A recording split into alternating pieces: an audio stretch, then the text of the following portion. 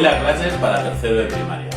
Empezaremos con la asignatura de matemáticas, continuaremos con ciencias de la naturaleza y terminaremos con lenguaje. Como podéis observar en la pantalla, el vídeo anterior estuvimos hablando hasta el número 10.000, ¿vale? Y os puse como último ejercicio este. Lo vamos a recordar un poquito. Si veis, el cuadradito correspondía a una unidad. La barrita correspondía a 10 unidades. El cuadrado a 100 unidades. Y el cubo a 1000 unidades. Os dábamos una serie de números y en esta serie de números y estas figuras teníamos que representarlas, ¿vale? En 983, pues, ¿cuántos cuadraditos o cuántas barras o cuántas unidades tendríamos que dibujar? Y así con los tres, ¿vale? Ahora vamos a continuar. Ahora, en vez de representarlos y dibujarlos, los vamos a escribir, ¿vale? Aquí, en el ejercicio 4, dice, escribe con palabras los siguientes números. Entre el apartado A al D hay una serie de números, pues me los tenéis que escribir. Por ejemplo, el primero es muy sencillo, os lo voy a decir. Sería el 7000, ¿vale? Los siguientes ya lo habéis hecho vosotros. Tened cuidado con los ceros que nos encontramos entre medias. El ejercicio 5, al contrario. Antes hemos escrito los números y ahora vamos a representarlos. Nos los dan por escrito y los tenemos que representar. El 9000, el 4138, el 1404, ¿vale? Y así. Y por último, tenemos que escribir tanto con números como con letras el año en que nacimos, ¿vale? Muy sencillo. Y ahora, recuerda que, fijaros, lo voy a agrandar para lo que veáis. Dice, entre el dígito de la unidad de 1000 y el de la centena, para diferenciarlos, se escribe un punto, este punto, ¿vale? Y ya diferenciamos la centena de la unidad de 1000. Vamos a seguir. Vamos ahora con el conteo. Observa y responde. Si vemos aquí, vemos una tabla y vemos una serie de números. Hay una serie de números que están en negro y otra que están en rojo. Y otro que está como enmarcado y coloreado. Y nos pregunta la señora. Contemos de 5 en 5 a partir del 1101. Esa es la pregunta. Y nos dice, ¿desde qué número debemos comenzar a contar según lo indicado por la profesora?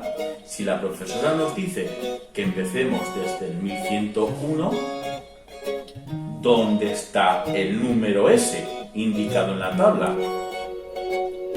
Y ahora nos pregunta, ¿de cuánto en cuánto se debe contar? Lo pone, lo dice la señora. La última pregunta que nos hace, dice, observa los números destacados en la tabla, los que están en rojo.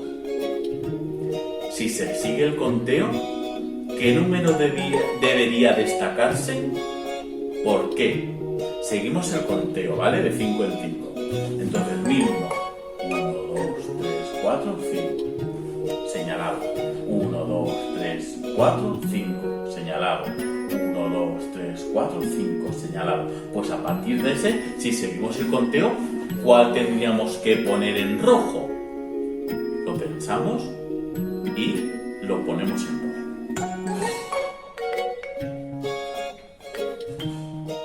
El aprende. Como el resumen. Hemos hecho conteos de 5 en 5, conteos de 10 en 10 y conteos de 100 en 100. El conteo de 5 en 5 a partir de cualquier número es sumándole 5 unidades. El conteo de 10 en 10 es muy sencillo porque solo tenemos que sumar una decena. Fijaros, 1119, 29, 39, 49... Y el conteo de 100 en 100, igual, es muy fácil. Solamente tenemos que sumarle una centena. Nos tenemos que ir a las centenas y sumarle una. 1245, 1345 y así. ¿Vale? Vamos a ver si lo hemos entendido. Práctica. Nos dice: escribe los números contando según nos indique. Vale, de 5 en 5, el A y el B. El A empezamos por este y de 5 en 5. El B empezamos por este y de 5 en 5. De 10 en 10, lo mismo, nos dan dos números y de 10 en 10. A ver hasta qué número llegamos. De 100 en 100, lo mismo. Nos da 4120 y 9022. A ver hasta qué número llegamos. ¿Vale? Fijaros, ponte a prueba. Vamos a ver.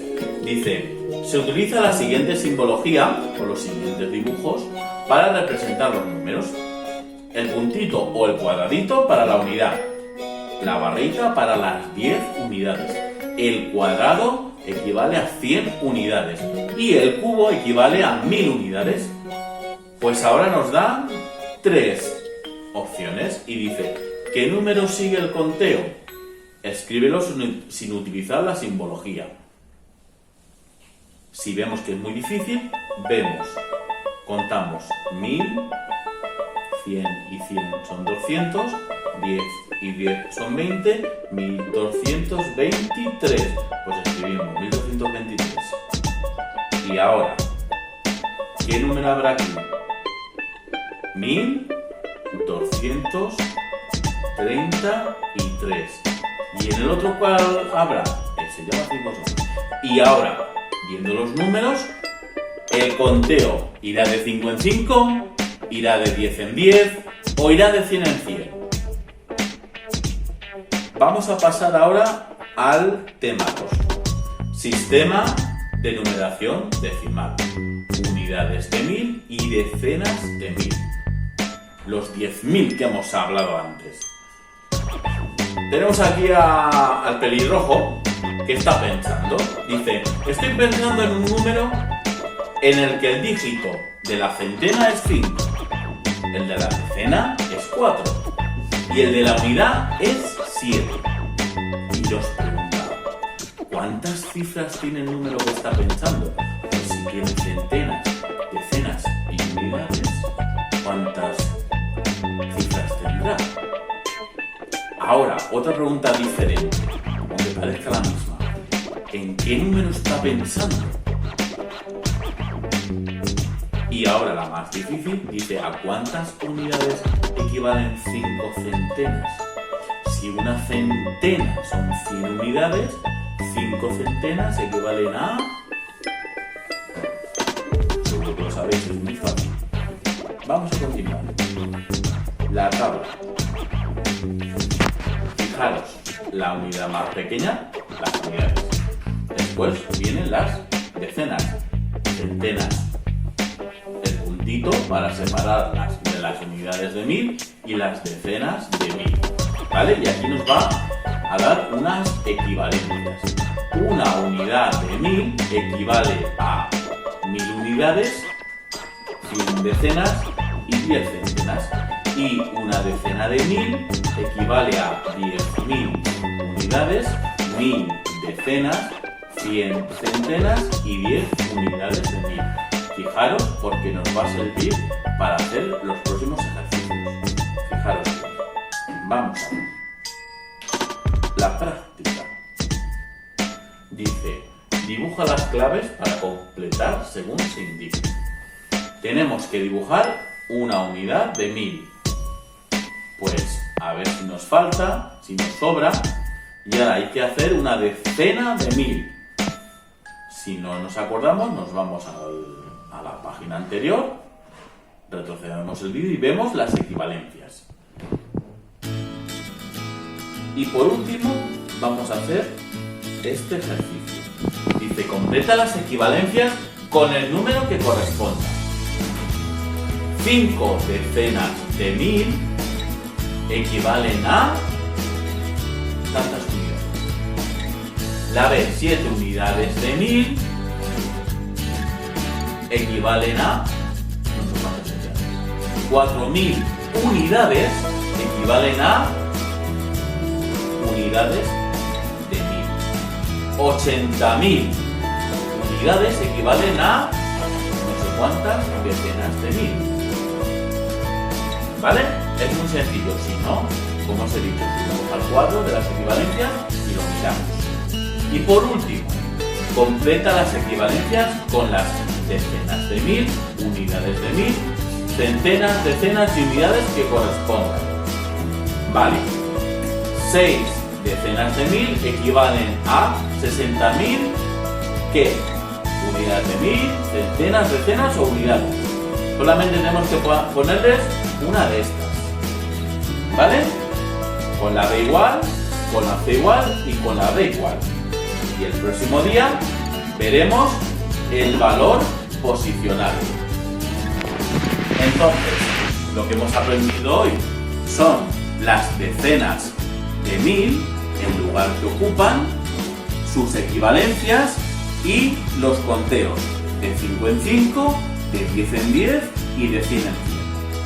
¿Vale? Entonces hacemos esos ejercicios y el próximo día vamos con el valor posicional.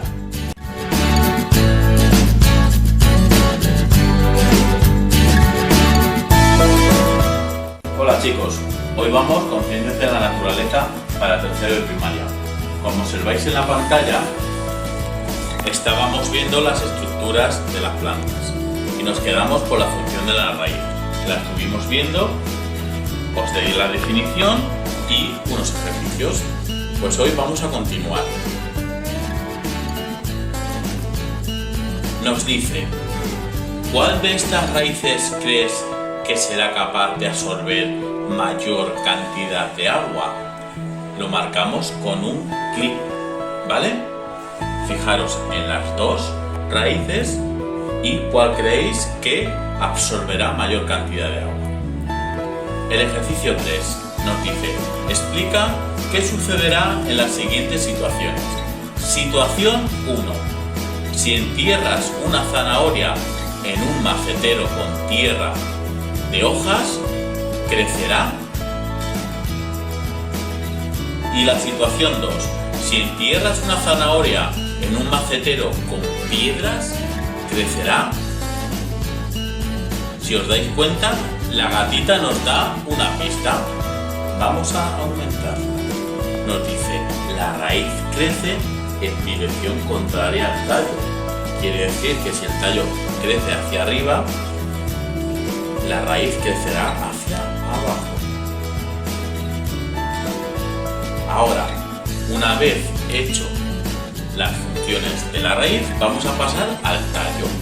Fijaros, observa detenidamente las dos situaciones de un experimento y responde. ¿Vale? Han hecho un experimento. Situación 1. Día 1. Veis que el bote está lleno de agua y hay una planta. Y el día 5. Veis que el bote ya no tiene tanta agua y la planta ha crecido. Situación 2. El día 1 vemos la planta con el mismo bote lleno, pero le han puesto ahí un anillo que no permite pasar el agua. Y al día 5 vemos que la planta se ha secado y el agua continúa la misma. Y ahora os pregunto, ¿qué diferencias puedes encontrar entre la situación 1 y la situación 2? ¿Por qué el nivel del agua no disminuyó en la situación 2? Nos dice el perrito, pues si no tenemos... no lo recuerda, dice. Si no recuerdas qué es inferir, lee el desplegable de habilidades. Inferir es ingerir, es como comer, como introducir, ¿vale? Ya os lo digo yo y ya no tenéis que mirar nada. Siguiente ejercicio, el apartado C. Dice, ¿cuál es la función del tallo? Marcamos con un tic. Dice absorber agua y sales minerales. O transportar las sustancias a todas las partes de la planta. Una de esas dos es la correcta. Y por último, al final del experimento, ¿cuál de las plantas debería tener más agua y sales minerales en sus hojas? ¿Cuál de las dos creéis que tendrá más sales y agua en sus hojas? Muy sencillo. Muy sencillo. Vamos a seguir.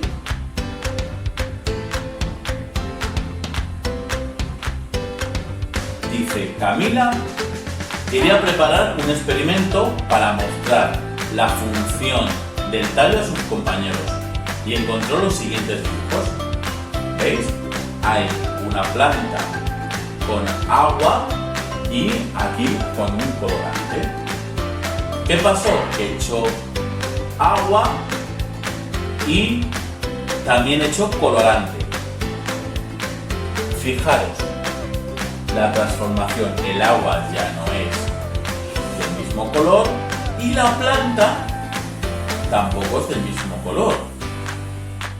Algo ha pasado. Pues vamos a ayudar a Camila. Dice, ayuda a Camila a completar su tarea. ¿Qué materiales necesita Camila para realizar este experimento? ¿Qué materiales necesita? Tinta, recipiente, agua y una planta. Y ahora, dice, ¿qué procedimiento deberá seguir este experimento? Pues, primero, tendremos que el recipiente llenarlo de agua. Después, ¿qué habrá que añadir? El colorante. Y por último, ¿qué pasará? Pues que ese colorante mezclado con el agua será absorbido por la planta y esa planta adquirirá el color del colorante que le hemos añadido. Definición de la función del tallo. Las principales funciones del tallo son el transportar agua y minerales y conectar las estructuras de las plantas. ¿Cuáles son las dos estructuras? La que tiene por debajo, que son las raíces, y la que tiene por encima, que son las hojas. ¿Vale? Esa es la función del tallo. Y por último, ¿qué nos queda? La función de las hojas. Fijaros. Tenemos dos dibujos, planta A, planta B. Nos pregunta, ¿qué crees que ocurrirá con la planta A después de una semana? La B, ¿qué importancia tienen las hojas para las plantas? Para ayudaros a hacer el ejercicio, decimos, las plantas producen sus propios nutrientes. Este proceso tan importante ocurre en las hojas y se denomina fotosíntesis. ¿Vale? Para que ocurra este proceso de fotosíntesis, la planta necesita agua, dióxido de carbono y energía lumínica, o lo que es lo mismo, energía del sol. El agua es absorbido ¿por quién? Por las raíces que están en el suelo, distribuida a través del tallo, que es como la carretera que lo transporta. El dióxido de carbono es un gas presente en el aire que ingresa o que es absorbido por las hojas. Y la energía lumínica o la energía solar es la que está aportada, según por aquí, por el sol o por otras fuentes de luz. El proceso de fotosíntesis produce nutrientes de las plantas y libera oxígeno, gas imprescindible para los seres vivos.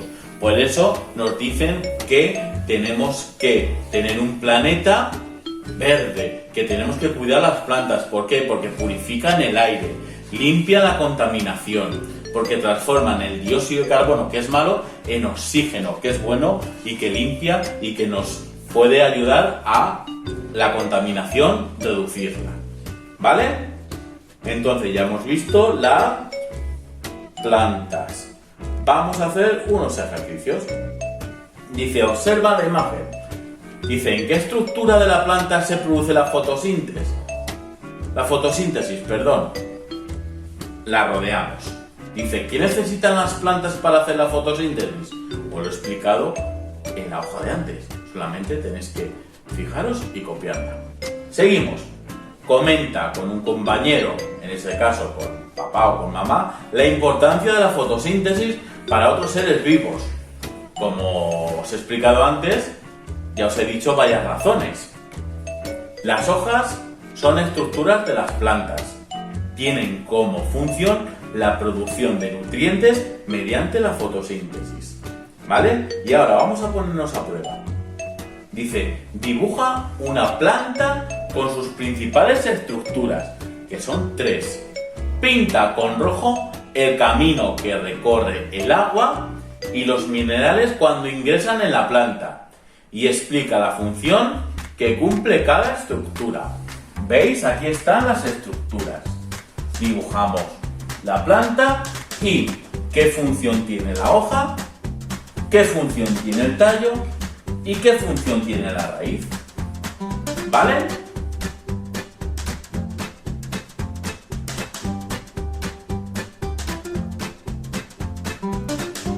Y el próximo día empezaremos con la unidad 2. Las plantas se reproducen. El ciclo de vida de las plantas con flor.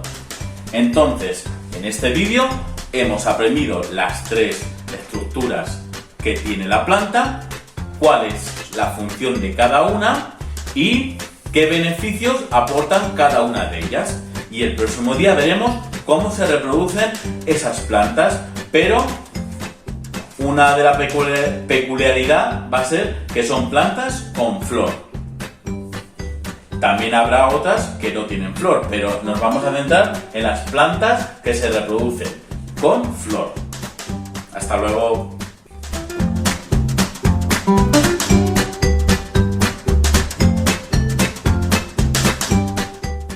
Ahora vamos con la asignatura de lenguaje para tercero de primaria. Como recordáis, el vídeo anterior estuvimos hablando de los sinónimos y de los antónimos. Os recuerdo que los sinónimos son palabras que tienen un significado similar o parecido, pero que se escriben diferente. Y los antónimos son palabras que tienen un sentido opuesto. Por ejemplo, blanco, negro, día, noche, largo, corto. ¿Vale? Ahora nos vamos a centrar en los personajes. Como vemos en la pantalla, pone los personajes y nos viene un texto. Lo voy a hacer un poquito más grande. Se titula El Palacio de la Reina. Y sobre este texto vamos a trabajar. Lo vamos a leer. Le damos a pausa para entenderlo. Como veis, hay palabras que están señaladas en rojo, que luego vemos su significado. ¿Vale? ¿Cómo gastar las veces que hemos dicho? Seguimos leyendo.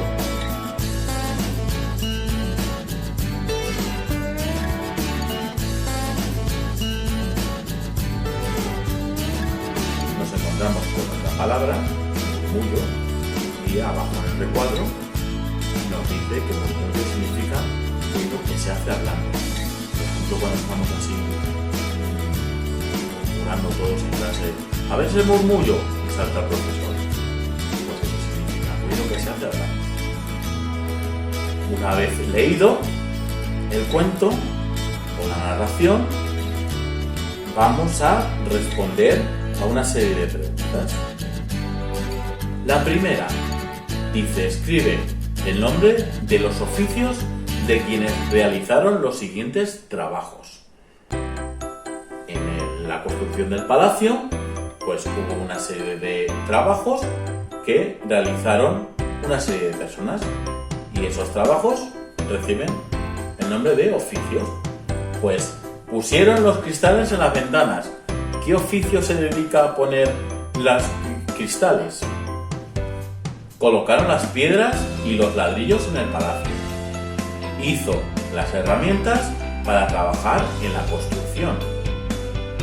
E hicieron los muebles, las puertas y las ventanas. Pues tenemos que leer y qué oficios realizaron estas tareas. Ejercicio 2.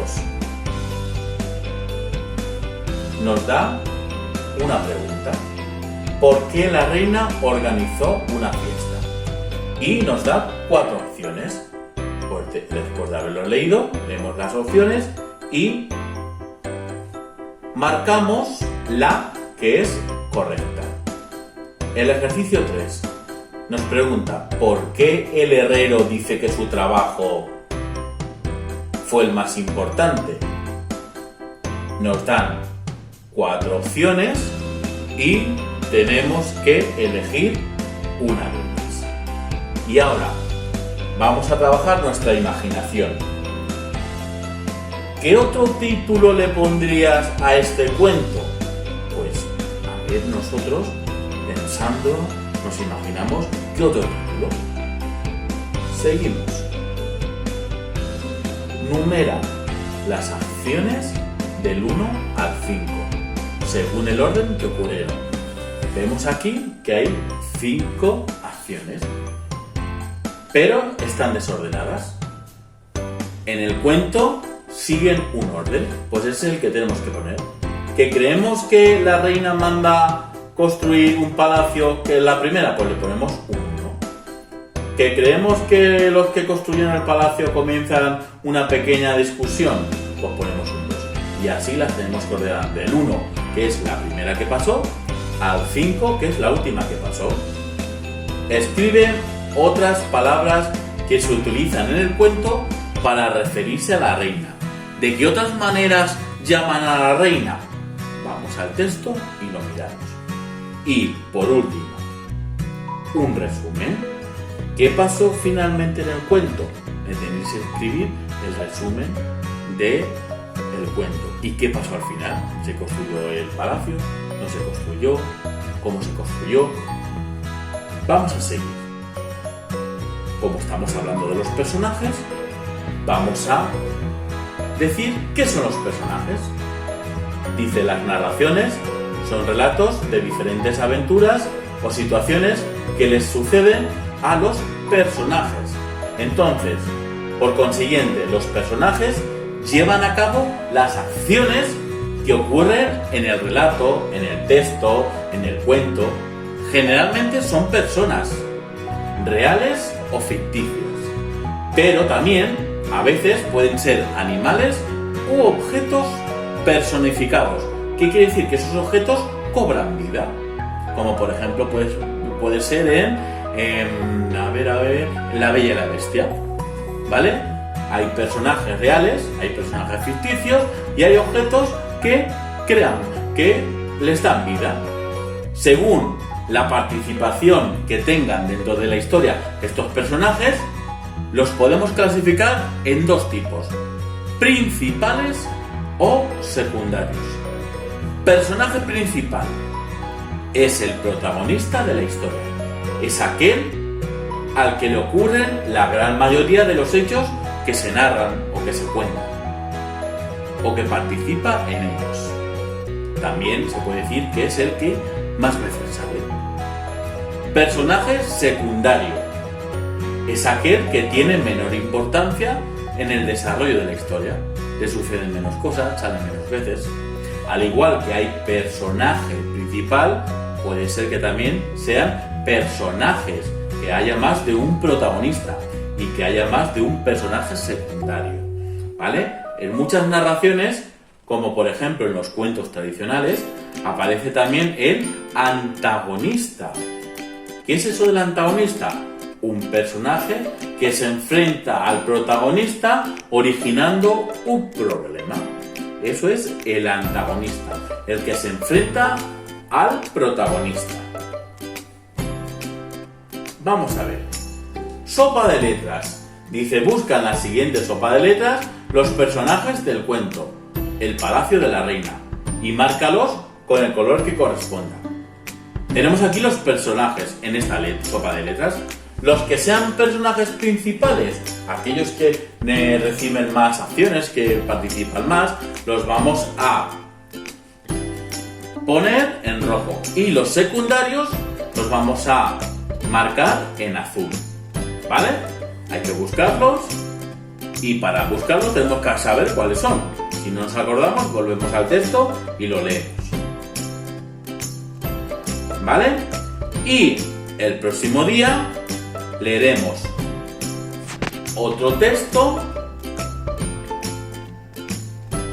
y trabajaremos el personaje principal y el personaje secundario. ¿Vale? Entonces, hoy nos hemos centrado en los personajes, hemos leído un texto, hemos descrito los personajes, qué tipos de personajes hay, principales o protagonistas y secundarios, y también hay otro tipo de personajes que son los antagonistas, que son personajes que se enfrentan al protagonista. ¿Vale? El próximo día hablaremos o seguiremos con los personajes y ya nos centraremos más en clasificar cada uno de ellos. ¿De acuerdo? Bueno, nos vemos la próxima semana. Hasta luego.